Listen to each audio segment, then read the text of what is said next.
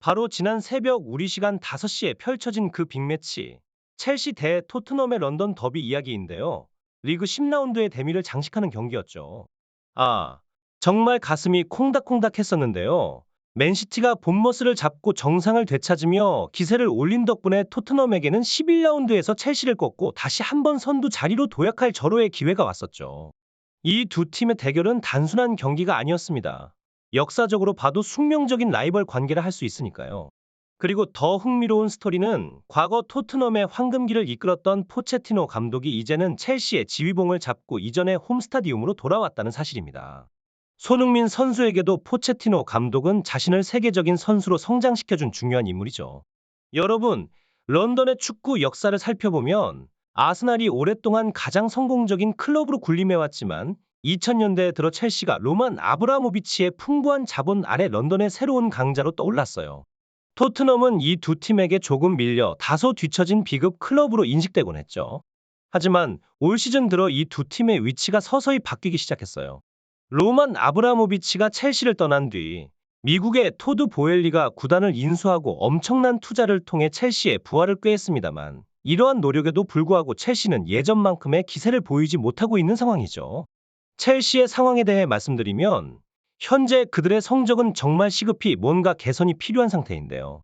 보엘리 구단주의 아메리칸 스타일의 운영 방식이 프리미어 리그라는 세계에서 가장 치열하다고 손꼽히는 무대에서 아직 제대로 빛을 발하지 못하고 있다는 평가를 받아왔습니다. 그가 생각하기에는 마치 유럽 축구가 자신이 익숙한 미국 스포츠처럼 풀어갈 수 있는 간단한 게임처럼 느껴졌을지도 모르죠. 하지만 현실은 그렇지 않습니다. 검증되지 않은 갓 스타덤에 오른 어린 선수들에게 고액의 주급을 건네며 영입했던 전략이 지금 첼시를 벼랑 끝으로 몰아가고 있었던 거죠. 팀을 짊어질 베테랑이 부족하다 보니 조직력 면에서도 취약점이 드러나는 상황이고 선수들은 프리미어 리그 특유의 속도와 리듬에 아직 적응하지 못하고 있는 것이 사실입니다. 하지만 이런 첼시의 실패는 다른 클럽들에게 중요한 교훈을 주고 있어요. 그게 바로 막대한 자금을 투입한다고 해서 반드시 즉각적인 성공이 보장되지 않는다는 거죠. 반면에 토트넘은 첼시와는 완전히 다른 길을 걷고 있었습니다. 이번 시즌 해리 케인을 바이에른 뮌헨으로 보내며 팀의 상징과도 같은 선수를 잃었어요. 전문가들 사이에서는 이것이 토트넘의 침몰을 예고하는 조짐으로 여겨졌죠.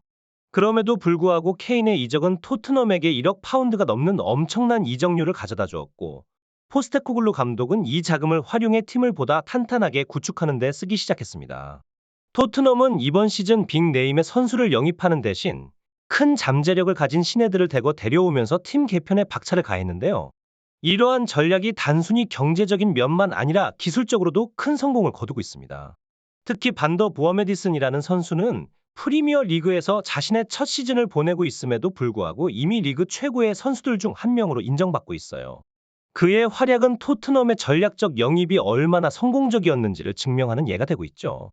그리고 여기에 더해 팀의 주장 완장을 새롭게 맡은 손흥민 선수는 팀의 정신적인 기둥으로서 주장의 품격을 뽐내는 한편 그의 폭발적인 득점력으로 팀의 공격을 이끌고 있습니다.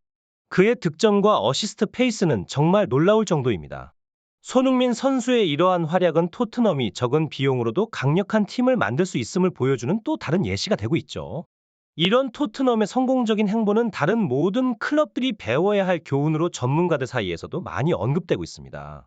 이번 시즌 토트넘은 클럽 역사상 가장 눈부신 상승세를 보이며 60년 만에 리그 우승을 노리고 있는 상황이며 최근 아스날이 뉴캐슬에 패하면서 토트넘은 프리미어 리그 10라운드까지는 유일하게 무패를 기록 중인 팀으로 남게 되었습니다. 반면 첼시는 연이은 실패를 겪으면서 어려운 시기를 보내고 있었어요. 과거 토트넘을 비웃던 첼시 팬들의 소리는 이번 시즌에는 잦아들고 경기장에서 그들의 행방은 마치 쥐가 죽은 듯 조용해졌습니다. 이번 11라운드 경기의 관전 포인트는 바로 토트넘의 신의 존슨과 베테랑 손흥민 간의 시너지 효과입니다. 존슨이 지난 경기에서 보여준 놀라운 발빠름과 정교한 패스 능력은 이미 많은 팬들의 기대를 한몸에 받고 있죠.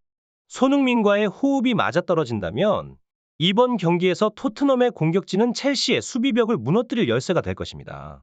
반면 첼시는 최근 경기들에서 보여준 불안한 수비를 강화하기 위해 전술 조정에 힘쓰고 있을 것으로 보입니다. 토트넘의 공격을 어떻게 막아낼지, 그리고 반격의 카드로 어떤 전략을 사용할지가 관건이 되겠죠. 전문가들 사이에서는 첼시가 이번 경기에서 반드시 승리를 가져가야만 현재의 위기 상황을 벗어날 수 있을 것이라는 의견이 지배적이었습니다. 축구 팬들의 기대를 한 몸에 받고 있는 이 경기에서는 어느 팀도 쉽게 물러서지 않았고 치열하게 격돌했습니다.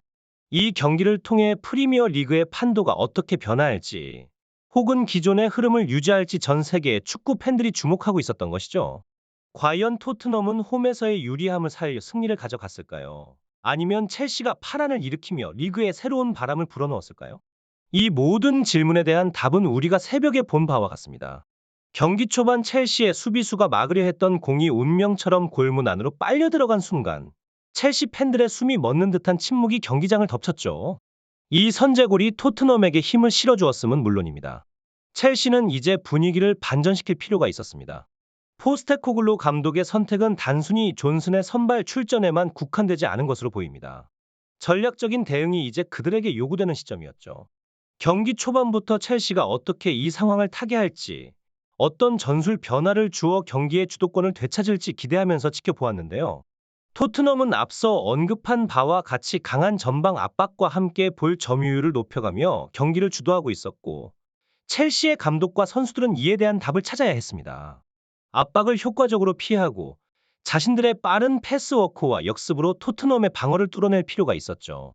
손흥민이 오프사이드로 인해 득점이 취소된 후에도 그는 끊임없이 상대방 진영을 위협하며 첼시 수비수들에게 긴장의 끈을 놓치지 않게 만들었습니다. 그러나 토트넘에게 불리한 상황은 곧 닥쳐왔습니다. 로메로의 퇴장으로 인한 수적 열세는 팀에게 큰 시련이었습니다. 다이어의 투입이라는 선택은 비록 로메로의 공백을 메우려는 시도였지만 불안함을 가중시킬 수 있는 요소였죠. 하지만 팬들은 기대를 걸었습니다. 후반전에는 분명히 다른 모습을 보여줄 것이다. 우리 팀은 이겨낼 수 있다. 이런 생각으로 경기장의 열기는 더욱 고조되었습니다. 그럼에도 불구하고 첼시는 후반 우도지의 두 번째 퇴장을 발판 삼아 계속해서 공세를 강화했습니다. 이제 9명이 된 토트넘은 거의 포위된 성을 지키는 심정으로 첼시의 공격에 맞서야 했죠. 그 상황에서 토트넘의 감독과 선수들은 강한 정신력과 팀워크로 위기를 극복하려 했습니다. 경기는 이제 마지막 몇 분을 남겨두고 있었고 토트넘은 첼시의 연속 공격을 막아내며 저항했습니다. 토트넘은 2명이나 퇴장당한 어려운 상황이었지만 그 어떤 순간에도 포기하지 않는 불굴의 정신으로 팬들에게 감동을 선사했죠. 특히 손흥민 선수의 끊임없는 활동량과 위협적인 움직임은 첼시 수비진을 곤란하게 만들었고 이는 토트넘의 투혼을 상징하는 장면이었습니다. 포스테코글루 감독의 전술적인 결단력 그리고 경기 상황에 굴하지 않고 공격적인 라인을 유지한 것은 정말 용감한 선택이었어요. 그 결과 첼시도 9명의 토트넘 선수들 앞에서 의외로 당황하는 모습을 여러 차례 보여주었지요. 비카리 골키퍼의 선방쇼는 정말 역사에 남을 만한 활약이었습니다. 마치 장벽처럼 골문을 지켜내며 첼시의 선수들을 하나둘 좌절시켰죠.